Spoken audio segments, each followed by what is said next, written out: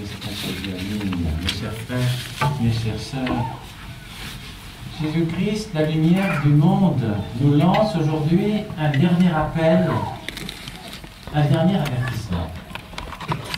Parce qu'il est toujours en but, c'est-à-dire il a toujours des difficultés, avec l'incrédulité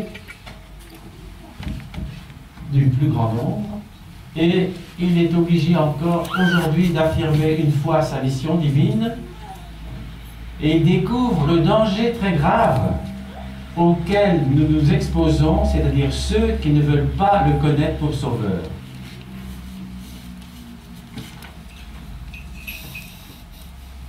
Nous sommes au temple et nous cherchons le Seigneur, comme faisaient ses disciples ou ceux qui le suivaient. Comptons autour de lui les vrais disciples. Ils sont nombreux, mais en réalité, tous n'ont pas fait confiance, ou n'ont pas voulu comprendre, ou n'ont pas voulu mettre leur intelligence ou leur cœur à la connaissance. Pourquoi ceux-ci sont-ils en nombre si restreint? Et pourquoi les ennemis de Jésus-Christ sont-ils au contraire un si grand nombre? D'où vient l'aveuglement? C'est pour ça qu'aujourd'hui se manifeste comme dans la lumière. D'où vient l'aveuglement si persistant, si insistant et si déplorable de quelques-uns qui sont plus républicains? Ne pouvez-vous rien pour y remédier? Alors, dans leur cœur et dans notre cœur, il faudrait concevoir un ardent désir d'amener à la foi l'Évangile, c'est-à-dire devenir des prédicateurs. Et il faut que ces gens, tous ceux qui ne veulent pas reconnaître, et pourtant ils ont vu le miracle, toutes les guérisons, il faut que les encourager à être sous la loi de Jésus, Fils de Dieu. Et face au Fils de Dieu, il n'est jamais de situation désespérée. Même si ça nous semble désespérant à nous, au plan humain, non. La soustraction des lumières et des inspirations divines qui fait l'aveuglement du pécheur, si on n'a pas de lumière, c'est qu'on ne voit pas clair, donc on est aveugle, ne le laisse jamais absolument dénué de tout secours. Le Seigneur veille toujours. Or, à cette heure de l'Évangile, même notre prière, nos mérites sont peut-être la dernière et suprême ressource d'une foule d'âmes en péril. C'est pour ça que notre prière est très importante. Nous sommes des gens humains, c'est-à-dire très limités, très ordinaires même. Mais notre prière, quand nous prions, c'est le Seigneur qui nous donne rendez-vous, c'est lui qui nous inspire. Et notre prière peut changer la face du monde. Parce que nous prions pour demander, certes, mais nous prions aussi pour ceux qui n'ont pas la foi, ceux qui ne veulent pas voir, ceux qui ont reçu le baptême et qui ne continuent pas du tout à avoir l'impression qu'ils ont reçu l'Esprit Saint et qui vivent dans le désordre, dans n'importe quoi. Alors notre prière est très importante. Et nous pouvons sauver le monde, non par nos mérites, mais parce que le Seigneur nous a donné son pouvoir. Mais nous-mêmes, ne sommes-nous pas un peu comme ces gens un peu trop paresseux que l'évangéliste aujourd'hui nous signale, Saint Jean, qui croient et qui n'osent pas confesser leur foi? Il y a ça aussi, on croit, mais on n'ose pas confesser sa foi.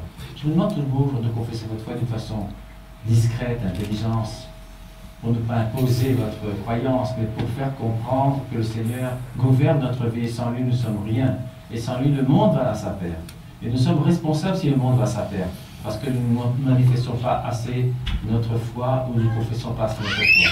Mais comme je vous l'ai dit, d'une façon subtile, intelligente, douce. Et Jésus affirme donc, une fois encore, parce qu'on ne veut pas comprendre, parce qu'on est stupide ou parce qu'on ne veut pas comprendre, et aujourd'hui manifeste encore qu'est-ce que c'est que sa mission divine. Ces dernières paroles du Seigneur aujourd'hui, dont nous avons entendu sur l'Évangile, sont un appel, comme je le disais tout à l'heure, un avertissement que nous devons prendre pour nous.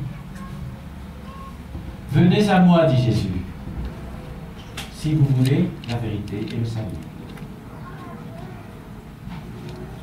Jésus va nous conduire à celui qui m'envoie. C'est ce que dit le Seigneur toujours. Ce qui fait la volonté du Père, il ne fait rien de lui-même. Venez à moi si vous voulez arriver au vrai terme de la vie. Je vous conduirai à celui qui m'envoie, le Seigneur, Dieu le Père, et qui est la fin dernière de toute vie.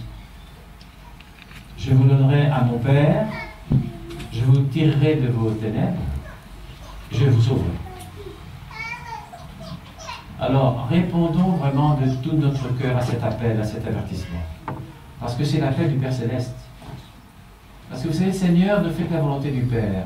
Et grâce au christianisme, et à ça devenu grand, cette religion du christianisme, que le Fils de Dieu, Jésus, qui est Dieu lui-même, devient l'intermédiaire du Père. Et nous comprenons mieux le Père, Dieu, qui n'est pas une entité abstraite, mais qui est présent, et qui se manifeste dans la parole, dans les actes, et dans ce que le Seigneur a fait pour nous. L'appel du Père Céleste.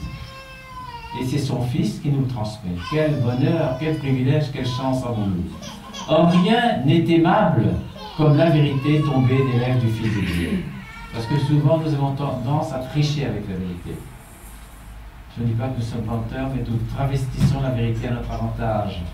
Nous ne savons pas, nous cachons les choses. Il y a un peu d'hypocrisie parfois dans notre attitude, un petit peu de mensonge. Mais le Seigneur sait tout ça, alors pourquoi mentir?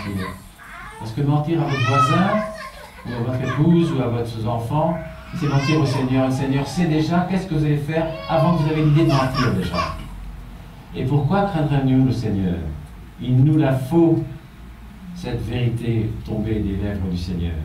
Et dans toute sa plénitude, pour qu'elle fasse notre bonheur. Parce que le Seigneur ne veut que notre bonheur et notre fin terrestre. C'est la fin vers la vie éternelle. La vérité ne met à l'aise une âme qu'à condition de la remplir tout entière. Soyons enfin ce que Jésus veut de nous, et tout ce qu'il veut est que vous soyez. Et aujourd'hui, faisons une supplication un peu. Supplions-le de se faire prévaloir dans notre âme sur toute autre lumière, la pure lumière, c'est-à-dire les vérités d'Évangile. Et Jésus découvre le péril donc très grave, le danger que nous risquons et que nous exposons à ceux qui ne veulent pas le reconnaître Jésus pour sauveur. Profitons de l'avertissement. C'est un avertissement sérieux, sévère même, que Jésus donne à ceux qui l'entourent. L'homme est responsable des avances que Dieu lui fait. C'est-à-dire, le Seigneur nous fait des avances, c'est-à-dire il nous attire toujours vers lui pour que nous soyons purs. Et nous sommes responsables de répondre, parce que nous sommes libres justement. Et cette liberté, parfois, on l'utilise mal. Il lui sera demandé compte des enseignements qu'il a reçus, à nous tous. On peut entendre la parole de Dieu sans fruit. Mais il ne faut pas qu'elle demeure sans effet. Jésus nous le rappelle tout le temps. L'homme de mauvaise foi, qui refuse de croire ou qui croit faiblement, c'est-à-dire qui ne croit pas du tout, et le lâche, qui croit sans pratiquer, c'était plus grave encore, sont à ses yeux des infidèles. Même les baptisés peuvent paraître infidèles au Seigneur. Attention. Nous serons jugés sur ce que nous avons entendu, dit le Sauveur. Toutes les pages de l'Évangile contiennent notre salut ou notre réprobation. À nous de choisir. Jésus ajoute, « Je n'ai fait que dire ce que mon Père m'a prescrit. » C'est donc un interprète fidèle de la parole du Père Céleste que nous avons en lui. Donc nous savons ce que Dieu veut exactement par les paroles de son Fils, Jésus-Christ, Fils de Dieu et Dieu lui-même. La vérité de la vie sont uniquement dans les leçons de la charité, de la piété, de la patience, de l'humilité et de l'abnégation que Jésus nous a données. Mais toutes ces qualités-là, c'est Jésus qui nous les donne. Et à nous de les cultiver, à nous de les fructifier. Alors, répondons à cet appel, ce dernier avertissement du Seigneur, parce que le Seigneur est bon, toujours, il nous tend la perche, toujours il essaie de nous persuader qu'il n'a fait que la volonté du Père, et que le Père nous aime, le Père veut notre salut, et qu'il nous demande pour nous la transparence de notre âme, de notre cœur, et l'amour que nous témoignons à notre prochain, le prochain qu'on aime, le prochain qu'on aime moins, à tous. Et par notre attitude, peut-être, les choses vont changer.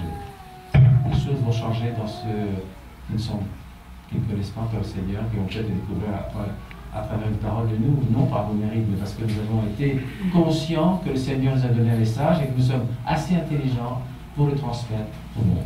Parce que l'amour de Dieu passe toujours par le prochain. Que la bénédiction du Dieu Tout-Puissant, le Père, le Fils, le Saint-Esprit descende sur vous et il reste pour toujours. Amen.